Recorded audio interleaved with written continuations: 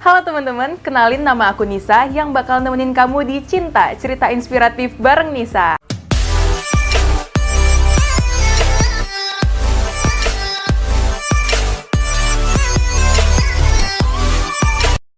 Jadi di podcast ini kita bakal kedatangan banyak banget orang-orang yang sangat menginspirasi dari berbagai kalangan. Dan kita juga bakal ngobrolin hal-hal yang inspiratif lainnya. Nah, sekarang kita sudah kedatangan salah satu tamu yang keren deh pokoknya. Beliau merupakan ayah dari 2 orang anak dan sekarang sedang menjabat sebagai ajudan Wakil Presiden Republik Indonesia. Wow, ini baru episode 1 loh, dan ternyata tamunya juga sudah luar biasa. Langsung aja kita sapa, Bapak Sabilul Alif.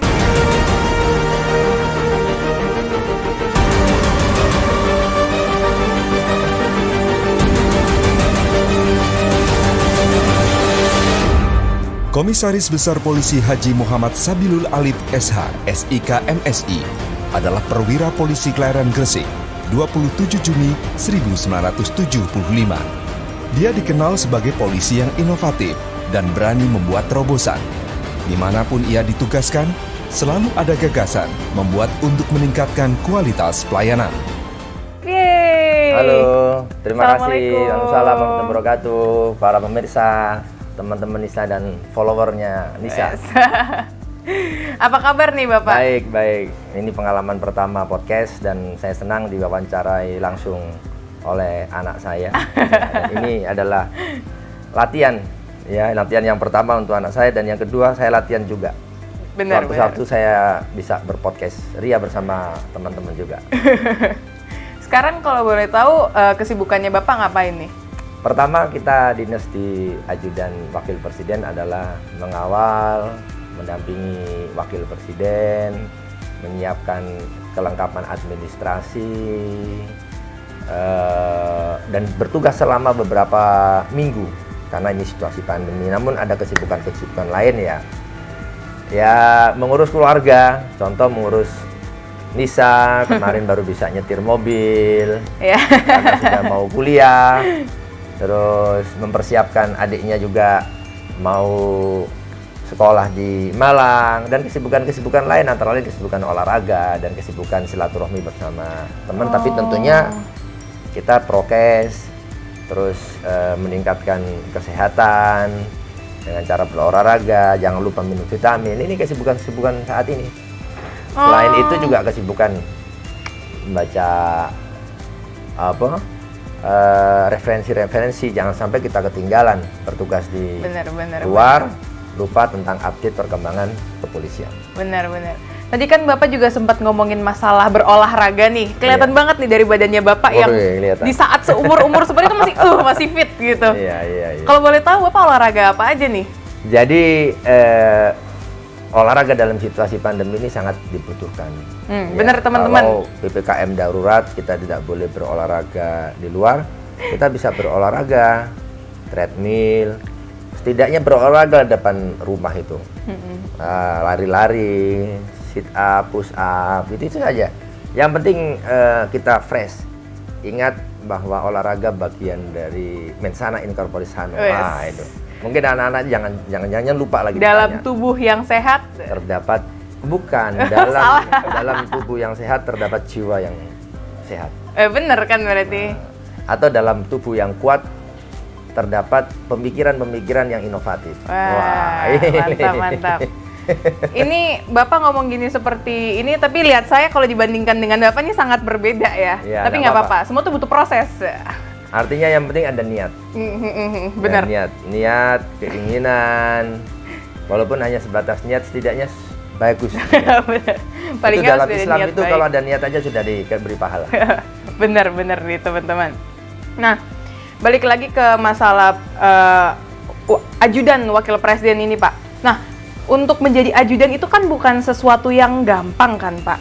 Nah, saya pengen tahu gimana sih langkah-langkah Bapak itu bisa menjadi seperti saat ini gitu. Jadi ajudan Wakil Presiden itu satu angkatan, itu cuma dipilih 1 orang. Ya, biasanya selama 1 periode 5 tahun atau bisa setengah periode. dan tentunya melalui proses yang cukup panjang. Ya, pertama dipilih oleh institusi kita kepolisian. Yang kedua melalui proses seleksi beberapa bulan, beberapa tahapan. Pertama tes psikotes, jiwanya harus benar dulu. Yang kedua tes pengetahuan akademis. Yang ketiga bahasa Inggris. Terus tes kesehatan yang paling terpenting. Dan yang terakhir adalah tentunya dipilih oleh wakil presiden setelah dipilih itu. Ada 4 angkatan dari kepolisian, saya, terus 1 dari Angkatan Darat, Kolonel Firman, dari ketiga dari Angkatan Udara, Kolonel Sigit, yang dari Angkatan Laut, Kolonel Taufik. Dan kita bergantian selama naik dinas itu kurang lebih 2-3 minggu dalam situasi pandemi ini. Karena sebelum masuk kita harus tes PCR, dipastikan sehat, dan beberapa minggu kita mendampingi wakil presiden. Prosesnya menjadi ajudan wakil presiden tentunya dipilih oleh kepolisian, dipilih oleh polisi, dipilih oleh institusi masing-masing. Setelah itu melalui proses panjang seleksi tersebut. Dan seleksi ini tentunya yang pertama fisik dulu.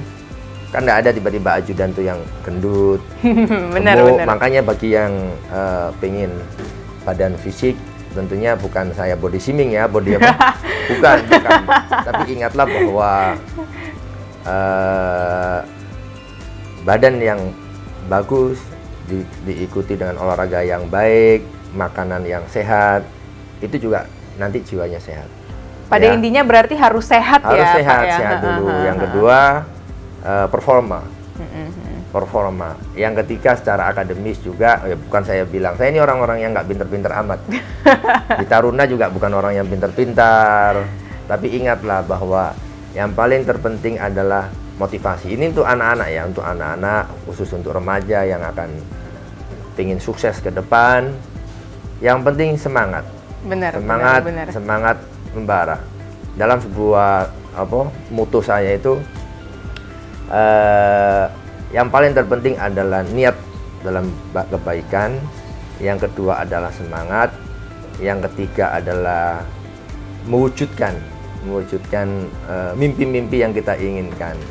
Dream, believe, make it happen. Wah, itu. Ini sebuah kutipan-kutipan yang mungkin bisa kita tanam nih teman-teman buat diri kita sendiri. Kalau misalnya kita memang punya tujuan yang ingin kita capai gitu, nggak apa-apa, bermimpi aja dulu. Tapi syaratnya tetap harus berusaha dan akhirnya kita bakal bisa make it happen.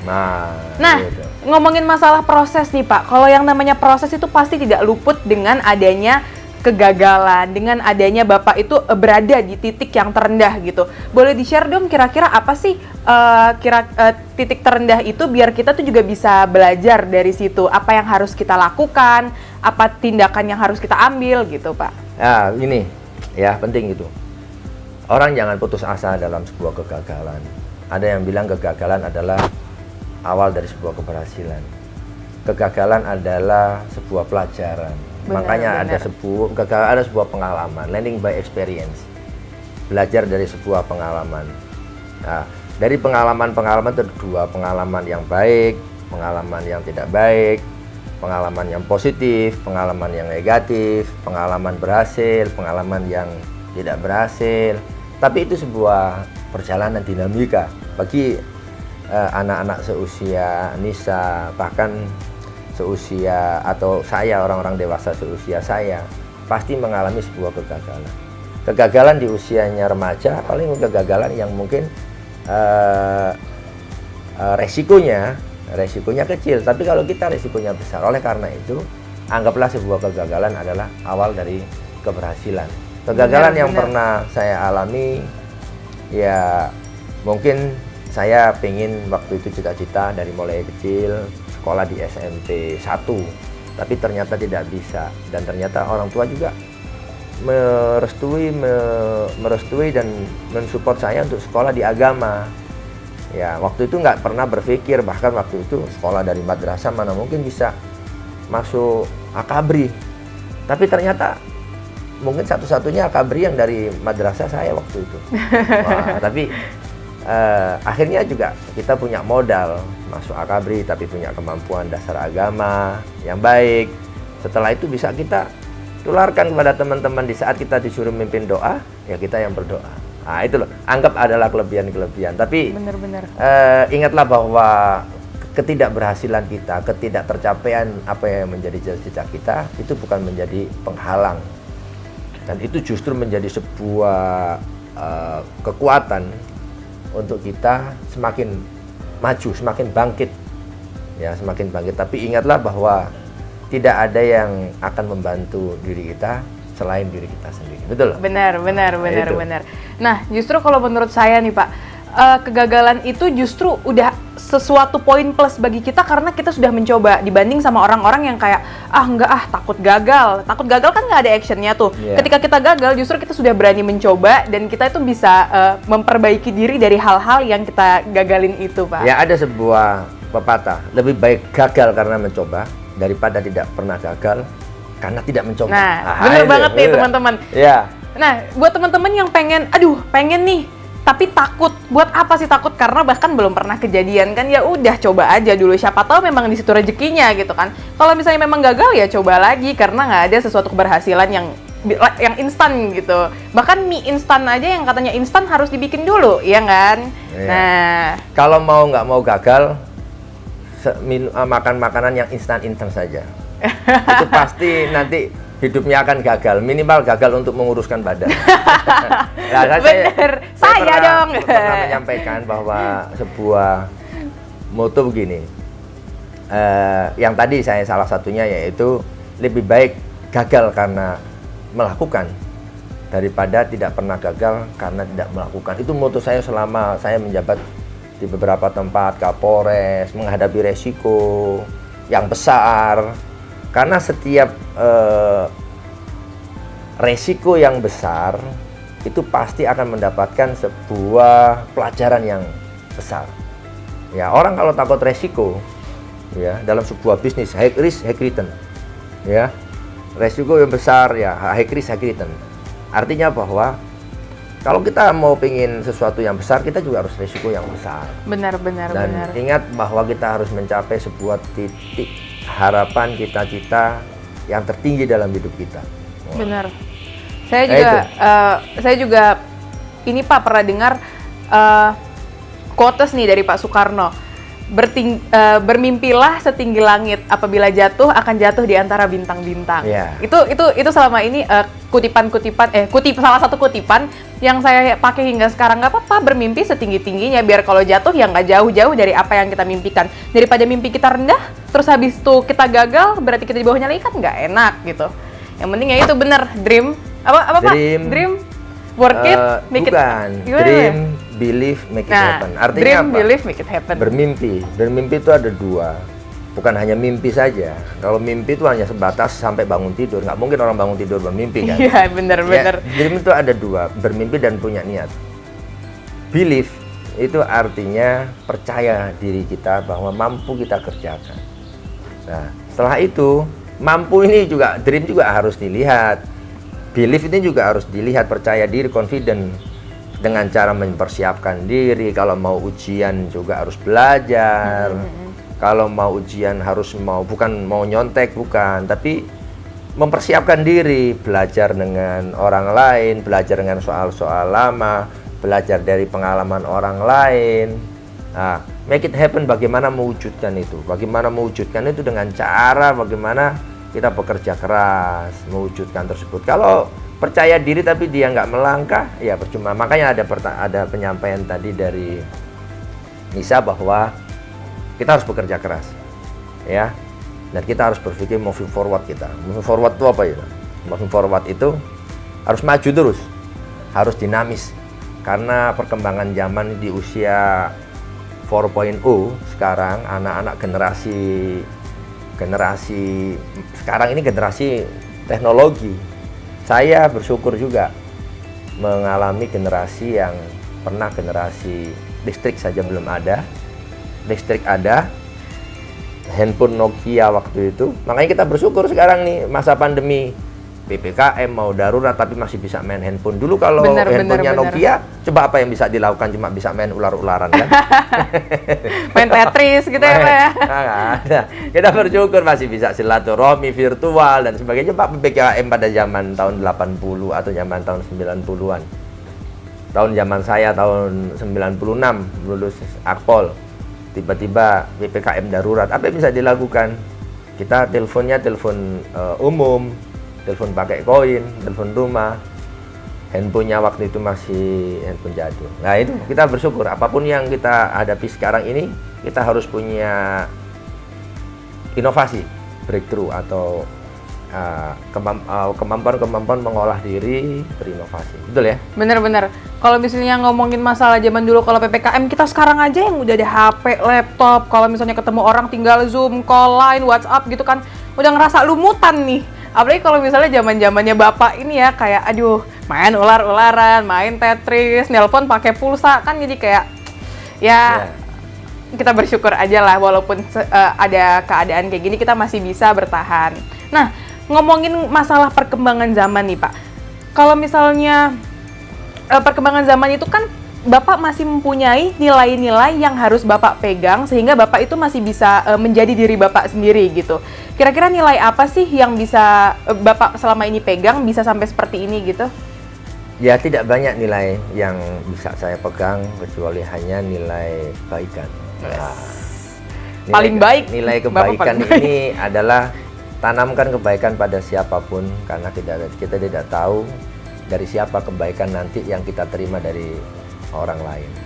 Benar-benar. Mungkin saya baik sama orang tidak dibalas kepada saya, tapi bisa dibalas kepada anak saya, bisa dibalas kepada siapapun, atau mungkin keberhasilan serta kemudahan saya saat ini adalah bagian dari sesuatu yang kita tanamkan kebaikan pada orang lain waktu itu. Dan setidaknya kita selalu berharap dari doa orang lain, karena Tuhan menyampaikan kita tidak tahu dari mana doa kita yang bisa diterima dari apa yang kita selalu panjatkan. Wah, itu saja. Berarti Bapak menganut treat people like you wanna be treated ya. Jadi memperlakukanlah orang seperti apa yang ingin kita diperlakukan gitu. Iya. Jadi kalau kita dicubit sakit ya jangan mencubit. Nah. Kalau kita disakiti orang jangan menyakiti. Tapi harapan kalau kita dibaikin orang, baikin saja sebatas yang kita mampu, juga jangan berlebih. Iya. Nah, itu. Karena takutnya kalau misalnya kitanya nggak enakan ini, takutnya kan orang juga seenaknya kan sama kita. Jadi ya kita menyesuaikan juga lah gimana orang terhadap kita gitu ya Pak ya? Ya. Mantap. Nah, terus kalau dilihat-lihat nih, kayak sepertinya Bapak ini sangat rutin ya, untuk sangat disiplin gitu untuk masalah badannya. Lihat nih, bandingkan sama saya anaknya sendiri sudah sangat berbeda. Saya sengaja pakai baju ini. Biar sombong. Bukan. Biar ada semangat untuk hanya pas ini. Ini baju kebesaran sebenarnya, tapi saya kecilkan. Nah, saya ini penasaran biar nih, Pak. kayak waktu taruna. Biar yang kayak still gitu ya teman-teman. Ya, Nah, teman-teman yang mau masuk taruna dan sebagainya, kalau badannya masih besar ya minimal kalah dengan saya. nah, kalau bisa dilihat-lihat nih, kalau dibandingkan dengan saya nih Pak, saya tuh sangat wow, hebat ngelihat Bapak tuh gimana disiplin makannya, gimana disiplin olahraganya. Saya tuh sebenarnya pengen loh Pak kurus. Pengen sekali, tapi mungkin ya saya masih seperti ini aja. Nah, kira-kira Bukan ini juga sudah performanya udah bagus, cuma ditingkatkan. ya kurang lah, maksudnya ya dibandingkan masa Bapak lebih sama daripada anaknya, harusnya kan anaknya lebih baik kan ya. Nah, saya tuh pengen tahu sih Pak, kira-kira apa sih kebiasaan-kebiasaan yang Bapak pegang sehingga Bapak tuh bisa memiliki disiplin yang sangat kuat, bisa sampai seperti ini gitu? Yang pertama adalah keinginan untuk sehat dulu. Sehat itu bukan berarti juga kurus. Sehat juga bukan berarti juga seperti ini. Atau juga gemuk bukan berarti tidak sehat. Nanti marah lagi orang yang gemuk. Bukan body shaming nih guys, ini kan ya. cuma sekedar Tapi sehat aja. Sehat, yang penting sehat. Ya, itu bukan berarti berpikir oh saya gemukin aja yang penting sehat, tidak. Artinya bahwa ada sebuah aturan-aturan, ada sebuah ukuran parameter bahwa kalau kita berat badan kita segini, tinggi badan segini, itu dengan umur kita segini berapa lah. Bagaimana, yang penting punya niat untuk kita sehat, yang pertama. Yang kedua, Ya tentunya rajin berolahraga. Rajin berolahraga. Bener tuh, Rajin rajin berolahraga. olahraga. Olahraganya pun jangan olahraga enggak. Rajin itu artinya ada beberapa, bukan olahraga terus tiap pagi olahraga, ini olahraga yang ada justru imun kita tidak bagus dan kita sakit. Lah olahraga yang dicari adalah olahraga yang menyenangkan. Kenapa saya bilang kenapa nggak yang menyehatkan dulu? Karena kalau menyehatkan belum tentu menyenangkan. Nah, yang pertama senang. Bener. Setelah itu baru nanti kita ambil sehatnya di mana. Senang dengan apa? Senang dengan hobi kita. Jangan kita paksakan. Saya nggak bisa basket. Di kampung saya dulu nggak ada basket. Orang-orang sekarang kalau anak basket berarti anak kota dulu. Anak kota. Nah, saya senangnya main bola tanpa alas kaki. Nah, sekarang masa saya main bola tanpa alas kaki lagi kan malu dilihat orang-orang. Iya, Ya, bener. sekarang lagi tren sepeda, ya saya sepeda. Yang kedua lagi tren lari, saya lari. Karena saya tidak mampu lagi untuk bisa belajar main basket atau apalagi yang olahraga yang anak kota. Golf. Golf saya belajar. Wah.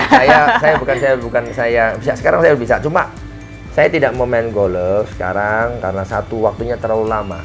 Tidak efektif. Menurut saya, maaf nih bagi teman-teman yang pegolf ya. Kan ini opini pribadi aja ya. Ya, saya punya alat-alatnya juga. Pernah main golf juga dari pangkat AKP sampai Kapolres. Tapi waktunya terlalu lama. Dan nilai keringatnya itu kurang bercucuran dia. Kalau bekerja itu kurang berkeringat dia. Jadi nilai kalorinya kurang. Nilai tantangannya kurang. Kalau sepeda 2 jam udah lari, 1 jam apalagi udah 10 kilo 1 jam udah pernah saya coba. Nah itu yang bisa kita laksanakan. Terus makan ya walaupun agak cheating sedikit Sabtu Minggu, Senin Selasa Rabu cheating juga tiap hari, tapi bedanya cheatingnya dikit. Iya. Jadi bagi anak-anak apalagi yang mau masuk taruna atau yang mau masuk sekolah-sekolah kedinasan, ya kan? Iya. Benar. Bukan berarti anak mahasiswa bukan bisa makan apa saja, tidak. Tapi sekarang makanan kita ini sangat berbahaya. Benar.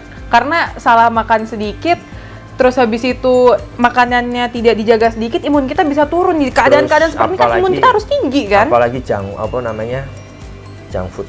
Ya, junk food. Anak-anak sekarang kalau nggak makan junk food nggak bisa. Dan hampir semua hampir beberapa buah-buahan itu saja yang sehat itu saja kadang-kadang pupuknya juga bukan organik dan itu sangat berbahaya. Oleh karena itu pinter-pinterlah kita memilih. Justru kalau makanan orang lama yang dulu-dulu sehat, cuma ada singkong, ada tahu, ada tempe. Tapi sekarang coba lihat anak-anak, apa saja yang dimakan sekarang yang instan. Ada makanan Korea yang instan juga ya, makanan dari luar yang instan. Ini sangat tidak baik. Sebenarnya nggak apa-apa, tapi jangan terlalu banyak mungkin gitu ya Pak, 1-2 kali lah. Ya. Sehari. Jangan itu. Kadang-kadang saya minta juga anak saya makan apa, saya minta. Biar tahu makanannya apa. Coba makanan Korea apa aja itu? Makanan yang kemarin yang tteokbokki itu. Ya, apalagi coba saya nggak tahu tuh apa itu. Segala macem. Itu Saya tuh kalau ngelihat story-nya Bapak itu, wih, sepeda berapa puluh kilo, wih, sentul gitu. Iya. Kadang saya baru bangun, udah tiba-tiba udah keringetan gitu kan. Makanya saya insecure gitu melihat saya yang seperti ini, terus melihat bapak Iya. saya yang seperti ini. Saya berangkat, Nisa belum bangun, setelah sholat, saya pulang, Nisa baru bangun. Tapi kan ada sesuatu waktu 1 jam, 2 jam yang orang hanya bisa bermimpi, saya sudah bisa melakukan sesuatu hal. Bener. Dan saya pernah bilang sama anggota saya, ngapain sih Pak Sabil pagi-pagi jam 5:30 sudah lari dari Tangerang itu ke kantor 8 kilo atau dari rumah ke sepedaan, mungkin waktu itu dikawal ya. Kayak dikawal bukan minta prioritas, tapi diikuti sambil anggota patroli dan sambil saya lihat anggota ngepost. Kalau saya nggak pagi-pagi jalan, anggota itu jangan-jangan sering hilang itu ngepost. Nah, kenapa saya pagi-pagi? Saya bisa ibadah lebih pagi, saya bisa melihat pagi itu lebih pagi. Yang ketiga, saya bisa berpikir lebih pagi. Orang kalau bangun pagi kan menghadapi sesuatu, saya bisa merumuskan dan menghasilkan sesuatu solusi dari pagi. Yang kelima, saya bisa menyapa masyarakat lebih pagi. Ya kan, menyapa kan, ketemu. Yang keenam, kalau Kapolresnya pagi, anggotanya kan nggak mungkin mau siang. Iya, ya kan? benar. Dan yang terakhir, saya bisa mengambil apel lebih pagi dengan anggota. Dan saya bisa lebih bugar dari anggota. Nah, itu, betul kan? Kita tuh jadi istilahnya kita semua orang itu sama-sama punya 24 jam, tapi gimana sih caranya masing-masing dari kita itu memiliki waktu-waktu yang produktif gitu. Kalau misalnya denger dari Bapak itu kan pagi biar maksudnya harinya lebih panjang gitu kan. Nah, jangan contoh saya, Bapak baru selesai olahraga, saya baru bangun, jangan dicontoh. Nah, contoh Bapak saja. Ya, tapi kita juga harus yang terpenting tidur. Nah, Makanya kalau saya jam 10 sudah tidur, ya memang udah ngantuk. Memang udah ngantuk. karena harinya kan panjang, Pak, Tapi, itu. karena olahraga itu keluar hormon endorfin. Hormon endorfin itu hormon bahagia. Hormon bahagia itu yang bisa mengobati bahwa kalau kita menghadapi sesuatu dengan bahagia, itu hasilnya itu juga baik, Iya, bagus. benar. Ya, Harus optimis gitu. ya, dan solutif. Nah, solutif. Ya. Oke. Nah, kalau misalnya ngomongin olahraga gini, Bapak tuh baru atau memang ini tuh didikan dari orang tua sejak kecil? Waduh, kalau di kampung dulu nggak pernah ada olahraga, nggak pernah disuruh olahraga, nggak ada. Oh, olahraga nak dulu biar sehat, nggak ada. Karena Olahraga saya dulu, saya disuruh ke tambak, ke sawah, terus itu mungkin akhirnya jadi olahraga sebenarnya. Sekarang anak-anak sekarang disuruh ke lumpur, coba nak kamu ke lumpur, waduh, bisa dengan berbagai argumen lah dia nolak. Saya disuruh ke lumpur, disuruh motong rumput, terus ke tambak. Waktu itu disuruh, bayangkan waktu itu untuk mendapatkan uang saja harus kerja, dan itu dikasih. Mau beli apa-apa saya harus berdarah-darah dulu, istilahnya harus minta sampai sekarang ya mungkin bersyukurlah anak-anak ini sebelum minta aja udah ditawari. Nah itu.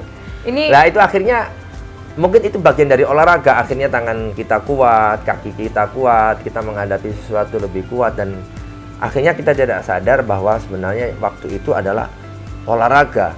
Kenapa? Kena matahari terik kayak begitu siang. Jadi kebiasaan-kebiasaan itu setelah lulus Akpol, terus habis itu dinas, membengkak saya. Hampir mencapai berat badan 87. kalau boleh tahu sekarang Bapak ini beratnya berapa? 72. Wah, nggak jauh dari saya. Waktu saya masuk Akpol itu 70-an. 70-an. Nah, sekarang seperti kayak masuk Akpol pull up masih 10. Kalau saya paksakan bisa 15. Karena kan saya nggak mungkin tes Akpol lagi kan. Saya udah sekolah Sespim, saya udah pernah Kapolres. Nah itu. Jadi masih bisa. Tapi kalau lari juga nggak boleh cepet-cepet juga karena umur kepala 4. Udah kepala 4 aja masih terlihat bugar gini ya, teman-teman bisa dicontoh nih. Jangan contoh saya, contoh Bapaknya aja.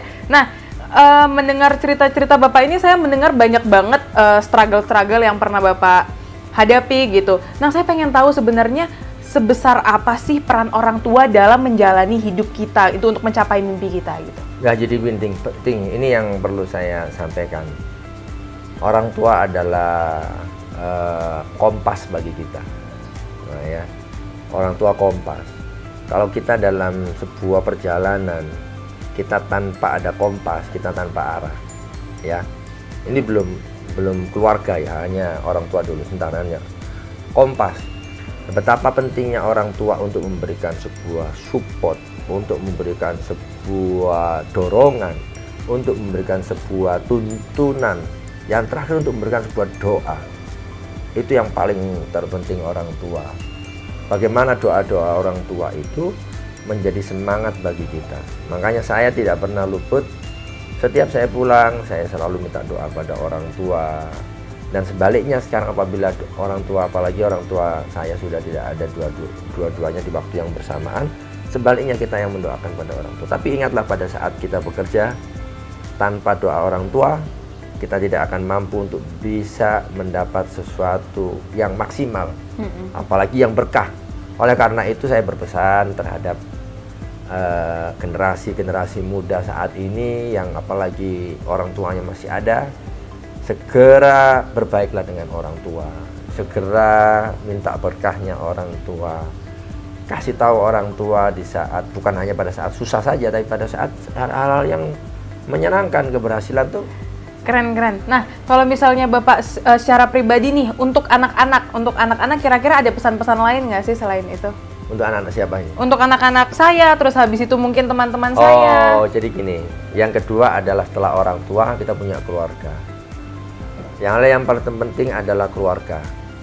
Istri, anak-anak, itu paling terpenting. Ada sebuah kekuatan lelaki itu bukan terletak pada besarnya lengan. Wah, itu, tapi bagaimana besarnya tanggung jawab pada orang tua. Itu yang paling terpenting. Besarnya pada keluarga. Percuma dong kita kekar badannya, kuat, tapi tidak mampu untuk bisa menjaga keluarga. Benar.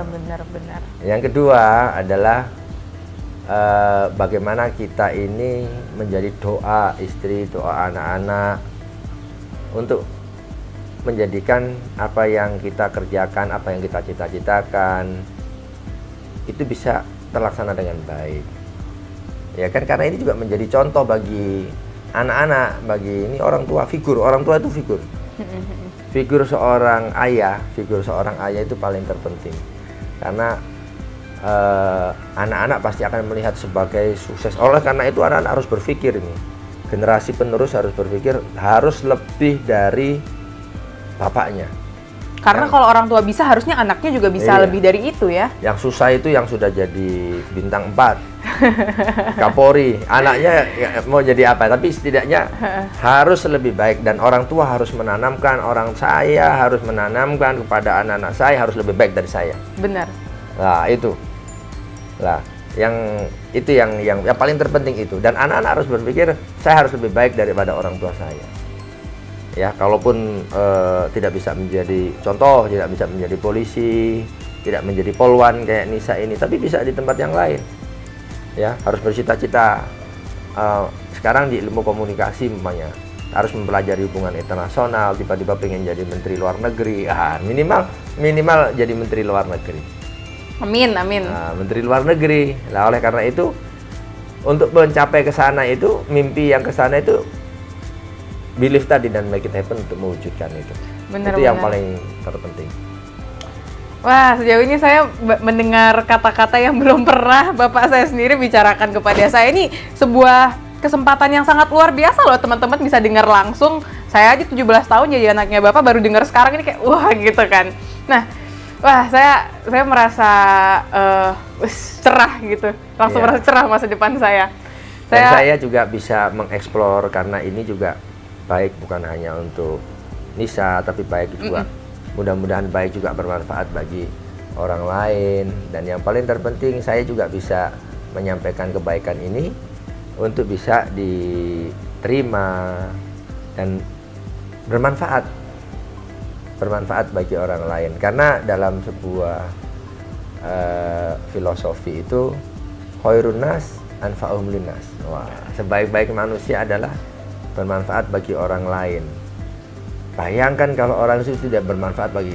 Jangan dilihat bahwa contoh, mohon maaf nih, tukang sampah. Tukang sampah itu kalau coba hari ini dia mogok tiba-tiba semua. Mogok se-Jakarta ini. Ayo, coba. Apa yang bisa terjadi? Maka sampah menumpuk, menjadi penyakit di tengah pandemi seperti ini. Coba bayangkan contoh, tiba-tiba guru hari ini tuh mogok semua, tidak mau ngajar.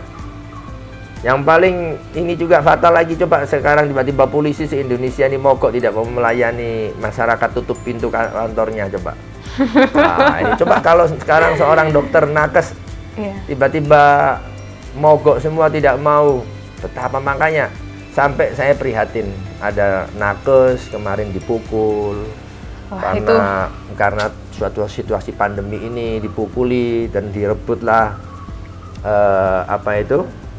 jenazah yang COVID, katanya bohong bukan COVID, ini sangat berbahaya sekali. Kalau ngomongin masalah kayak gitu mah nggak bakal kelar teman-teman. Berbahaya sekali. Nah, coba artinya bahwa hubungan antar manusia, hubungan ini nih sangat saling memerlukan dan punya mutualisme semua. Jangan menganggap kita lebih tinggi, jangan menganggap kita lebih bermanfaat. Itulah yang saya bilang bahwa sebaik-baik manusia itu minimal bermanfaat sesuai dengan tugasnya masing-masing. Benar. Betul nggak? Mantap, saya setuju.